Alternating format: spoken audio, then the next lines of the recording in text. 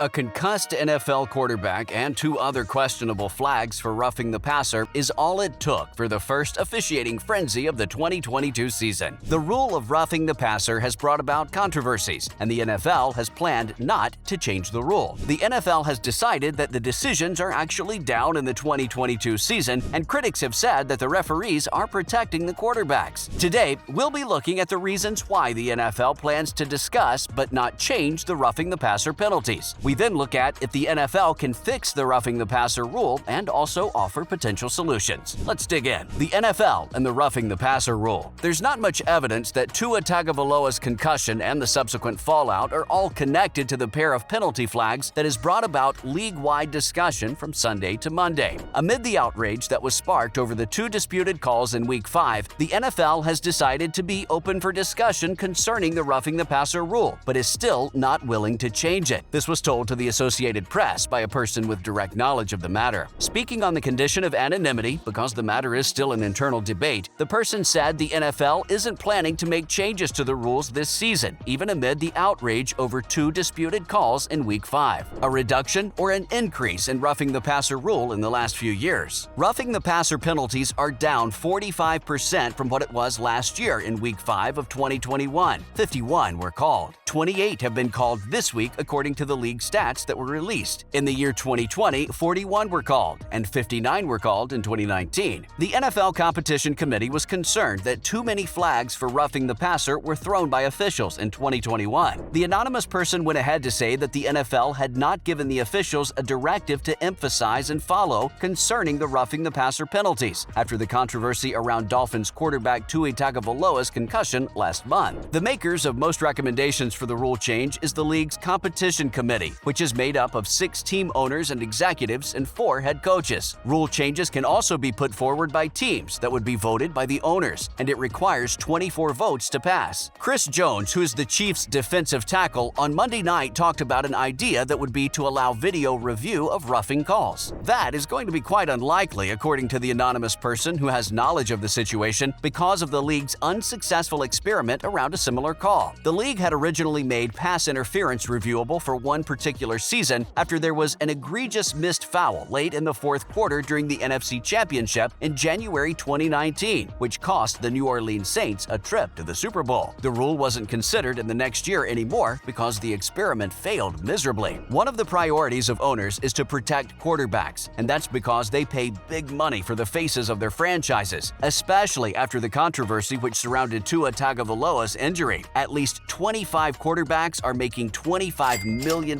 at the least this season. Kansas City nearly lost its 30-29 comeback victory over Las Vegas because of the questionable call against Jones, which was the 2nd in 2 days. Sheffers and Boger giving unwarranted flags. Just before halftime, Jones stripped Raiders quarterback Derek Carr from behind when the Chiefs just scored to trim their loss to 17-7. Carr was hit with the Pro Bowl defensive tackle while also coming up with the ball. Replays of what happened showed Jones cleanly recovered, but the referee, Carl Sheffers, had already thrown a flag for roughing the passer. Sheffers said to a pool reporter after the game, "The QB is in the pocket and he's in a passing posture. He gets full protection of all the aspects of what we give the quarterback in a passing posture." In defense of his ruling, Sheffers also said, "My ruling was the defender landed on him with full body weight. The quarterback is supposed to be protected from being tackled with full body weight." Falcons defensive tackle Grady Jarrett was flagged by referee Jerome Boger on Sunday for an apparent harmless sack on Tom Brady. The penalty awarded gave the Buccaneers a first down and allowed them to run out the clock on a 21-15 victory. Late in the 4th quarter of the Ravens-Bills game last week, Boger made a similar analytical call, which was a week earlier, on a play that most people thought that it didn't warrant a flag. Boger also did a similar calling of borderline roughing penalty in the Falcons-Buccaneers game when Vita Vea was pushed into Atlanta quarterback Marcus Mariota. With the unwarranted flags given by referee Jerome Boger and Carl Sheffers, it makes an easy narrative that the league is trying to manage its reputation for player safety, although it's not supported by anything concrete. Where referees are instructed to err on the other side with caution is what roughing the passer rule is all about. Reviewing the video, a good idea or not? In reviewing the video of the 2021 season, the NFL Football Operations Department, with support from the committee, has found that there are too many instances of flags for mild or inadvertent contact. The committee decided to issue a point of clarification to remind officials officials that the rulebook only stated that forcible contact is what merits a flag. The flags from Boger and Scheffer fall into the category that the NFL added to the rulebook in 2018 and are only incidentally related to the issue of forcible contact, the competition committee explained this spring. The amended roughing the passer rule stops defenders from committing such intimidating and punishing acts as stuffing a passer into the ground or unnecessarily wrestling or driving him down after the passer has thrown the ball. The rule also continued by saying to defenders that they must strive to fall to the side of the quarterback's body or to brace his fall with his arms to avoid landing on the quarterback with all or most of his body weight. And the NFL rulebook emphasized that when in doubt about a roughness call or potentially dangerous tactic against the quarterback, the referee should always call roughing the passer. The committee went ahead to say to the officials after issuing this clarification in the spring that it was satisfied with the way the officials were calling the body weight unnecessary throwing aspect of the rule and recommended they continue on the current path they're following. Solutions to incessant flagging for roughing the passer rule. Having been flagged for roughing the passer 9 times in his career, Jones offers a solution. According to him, we've got to be able to review in the booth. You know what I mean? I think that's the next step for the NFL as a whole. If we're going to call it a penalty at that high of a rate, then we've got to be able to review it to make sure. The NFL has agreed to review the roughing the passer rule during the offseason, although there's no indication that the league will change anything in the short term, however, as it tries to typically avoid overreacting to a handful of high-profile calls. Although they have made in-season adjustments to some administrative rules, including the concussion protocol, there's however no precedent for changing the written terms of a subjective judgment call during the course of the season. Although in the long term there has to be some notable solutions to the roughing the passer rule which has caused so many controversies, the NFL could either do nothing or raise the standard for throwing a flag for the body weight unnecessarily throwing component of roughing the passer, which would make sure that more force or violence should be seen before it's merited a penalty, and they can also consider making roughing the passer subject to replay review. Noting how significantly the replay review would impact the outcome of a game, the Chiefs' Jones are among the people advocating for such calls to be reviewed. Most NFL owners are generally opposed to making subjective judgment calls part of a replay review. They prefer instead that the NFL limit it to objective measurements, such as whether a player was in bounds or if he was down by contact. To add the roughing of the passer rule to replay review would require a rule change that needs the approval of 24 of the 32 owners. Would these replay reviews work? That would depend on the standard the NFL uses to review such calls to overturn a call on the field. It would need clear and obvious evidence of a mistake, according to the league rulebook. When this was applied to pass interference in 2019, the standard proved too high to address most of the challenges, and the league only overturned 24 of 101 pass interference plays that they reviewed. A source with deep knowledge of officiating in the Football League said that under the current standard, the Week 5 Boger call would probably be overturned, but the Scheffer's call will be upheld. Where do we then go from here? The status quo will most likely continue, as most officials are human and sometimes make mistakes, and sometimes their calls change the outcome of the games. Although the NFL adjusted and updated its concussion protocol due to Tua Tagovailoa's injury, they won't be able to ask officials to elevate quarterback protection. The Football League has been an amazing subject to explore, especially in recent times, given the jaw-dropping latest news and headline-worthy happenings. It's been great talking about the roughing the passer rule and also the solutions the NFL can consider to upgrade the rule. Did this news surprise you? And what are your thoughts on the NFL decision? Do let us know in the comment section below. Thanks for watching, and we'll see you next time.